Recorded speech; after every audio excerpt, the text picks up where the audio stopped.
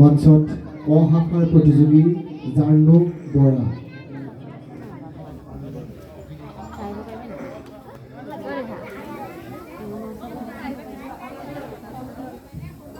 নমস্কাৰ।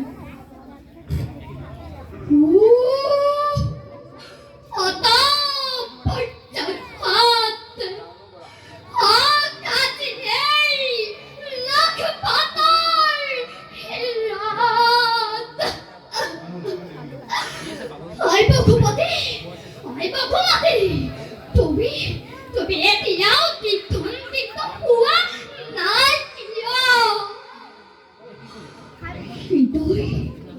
তই জ্বলি উঠা নাই কিয়? ৰাক্ষস ৰাৱণে যিদিনা হৰি নিছিলে জানকী মাতৃক, সেই দিনাটো তই জ্বলি উঠিছিলি প্ৰচণ্ড বেগেৰে।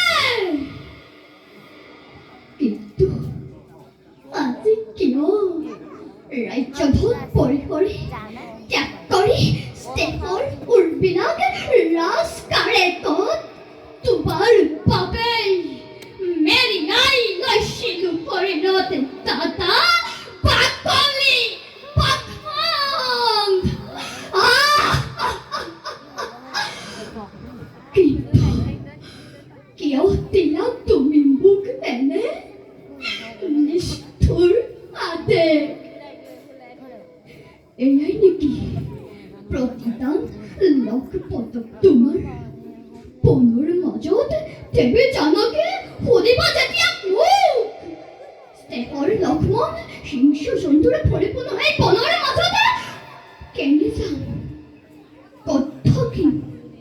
তেতিয়া কি বুলি উত্তৰ দিব এই নিষ্ঠুৰ লক্ষপদে?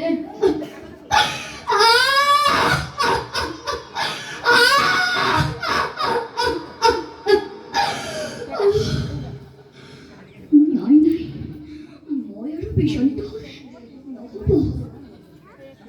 জ্যেষ্ঠ দাদা পিতৃতুল্য, তেওঁ আদেশ